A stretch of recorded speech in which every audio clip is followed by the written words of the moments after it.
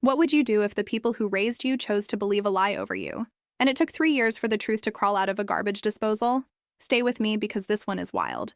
My name's Daniel. I'm 27 now, but this story starts when I was 24, living in my parents' house in a quiet corner of Ohio, working part-time at a hardware store, and trying to figure out what I wanted to do with my life. My older sister Claire, 30 at the time, was the golden child. Valedictorian, scholarship kid, moved to the city, landed a job at a marketing firm, and never let anyone forget it. I loved her, genuinely. But growing up in her shadow does something to you. You start measuring your worth against someone else's highlight reel, and you always come up short. My dad, Richard, taught high school chemistry for almost 30 years. My mom, Diane, was an ER nurse. Good people. Hardworking, church-going, the kind of parents who show up to everything. I never doubted they loved me, until the week everything fell apart. Claire got engaged. Her fiancé, Marcus, was a corporate attorney from old money, and the ring he proposed with wasn't just expensive. It was a family heirloom, 4 generations deep. My parents treated him like royalty. Half the town showed up to the engagement party. I stood in the corner with my 2 high school buddies, feeling like an extra in someone else's movie. A month later, Claire came home to help plan the wedding. It was a random Tuesday. I was upstairs, headphones on, gaming, enjoying a day off. Claire and Mom had gone shopping together and come back laughing. I didn't think anything of it. Then I heard the scream. I ran downstairs and Claire was standing in the kitchen, white as a sheet, saying her ring was gone. She'd taken it off to do dishes, set it on the counter, and when she reached for it, nothing. And before I could even process what was happening, she turned and looked straight at me. You're the only other person in this house. That's all it took. No evidence, no investigation, just a sentence. And suddenly, I was the villain in my own home. She told our parents I'd always been jealous of her success, that I probably wanted to pawn the ring to finally get my life together. My mom started crying immediately. Not for me, but at me. My dad didn't yell. He just looked at me the way you look at someone you no longer recognize. They searched my room. Tore it apart, honestly. They didn't find a ring, obviously, because it wasn't there. But they did find about $600 I'd been quietly saving from my paychecks. I was planning to enroll in a few community college business classes. Claire spun it instantly. That's the money from selling it. Nobody asked me a single follow-up question. Nobody wanted the truth. They wanted a story that made sense of Claire's missing ring, and I was the easiest one to blame. For a week, it was interrogation after interrogation. Confess, confess, confess. Return the ring or we call the police.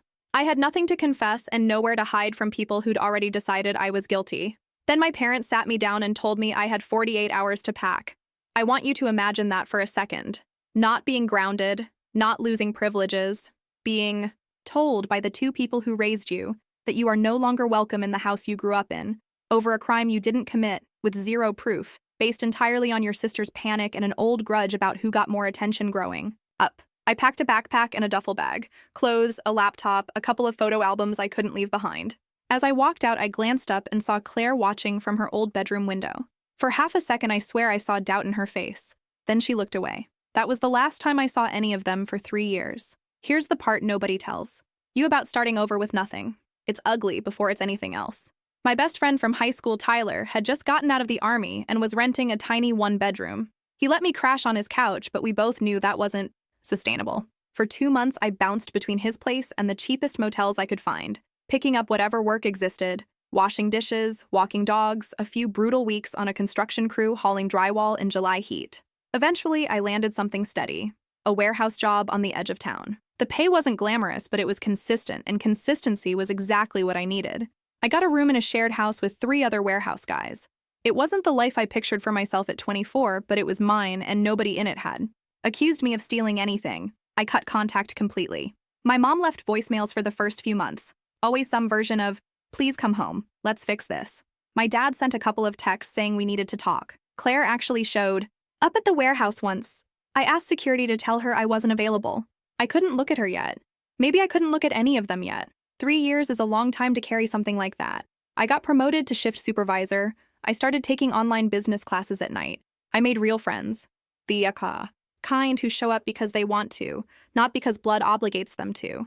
And underneath all of it, there was always this quiet, low-grade ache. Every holiday season, every time I saw a family loading groceries into a minivan together, something in my chest would tighten. Then, last month, I got an email from my dad, subject line, "We need to talk." I almost deleted it. I'd deleted 100 messages just like it. But something made me pause this time.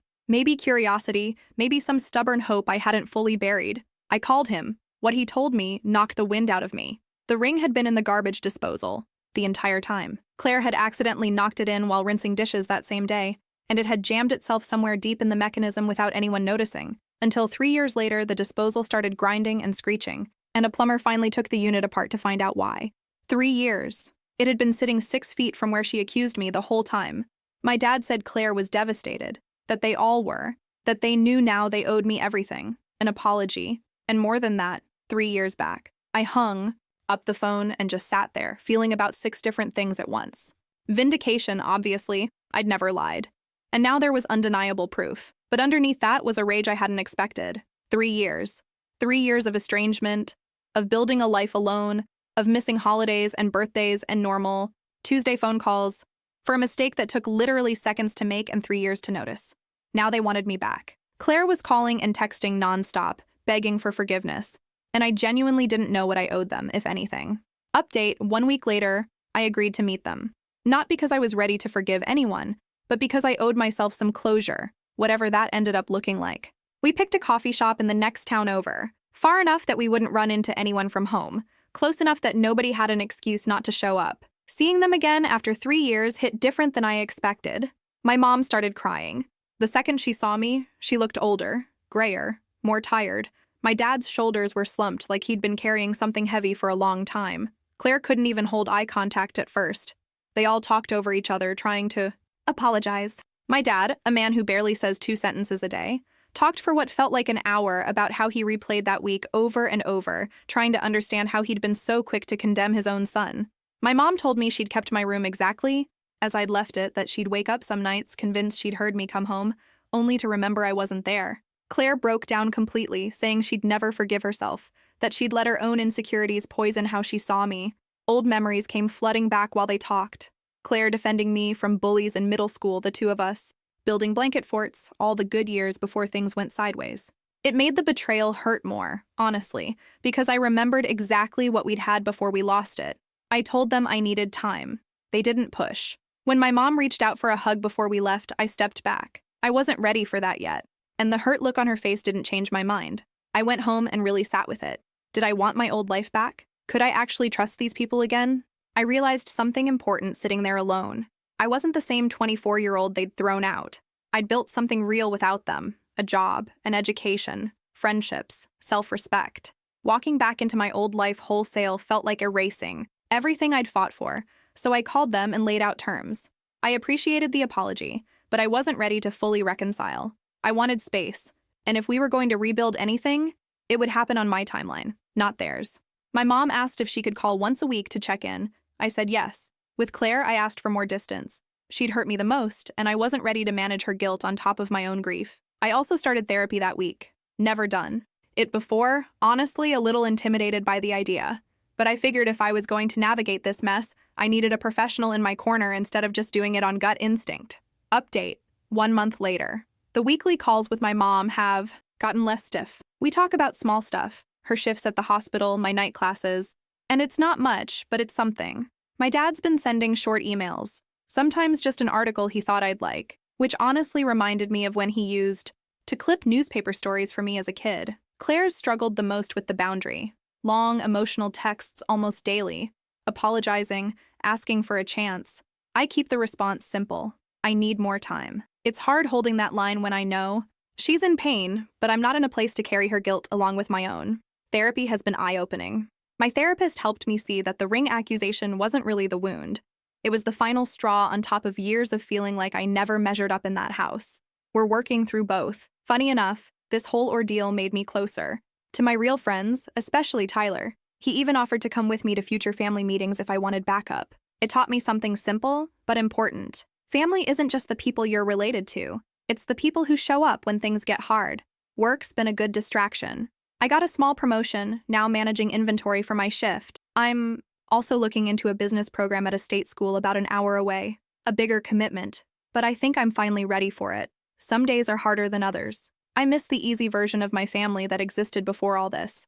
But then I remember how fast they turned on me, and I know I can't rush getting that trust back. Update, 6 months later. Final update, because a lot has shifted. Biggest news.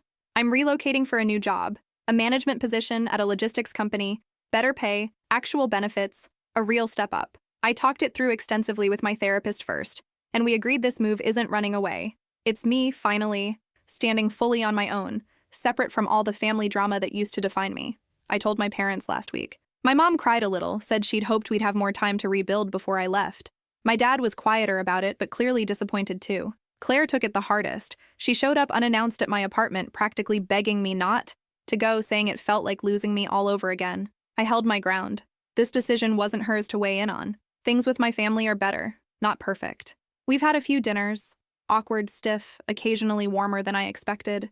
I still catch myself wondering if their guilt is driving the effort more than genuine change.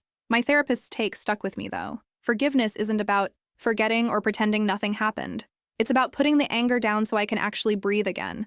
I'm not there completely, but I'm trying. Not for them, for me. Carrying that resentment around for years was its own kind of exhausting. Looking back at the guy who got kicked out with a backpack and $600 in savings, I don't recognize him as broken anymore. I recognize him as someone who had no idea how much he was capable of building from nothing. We're planning to keep in touch after the move. Weekly calls, holiday visits, it's a start. Maybe with some distance, we build something new instead of trying to force the old thing back together. Whatever happens with my family from here, I know one thing for certain. I can handle whatever comes next. And I've learned exactly who deserves a seat at my table, whether they share my last name or not.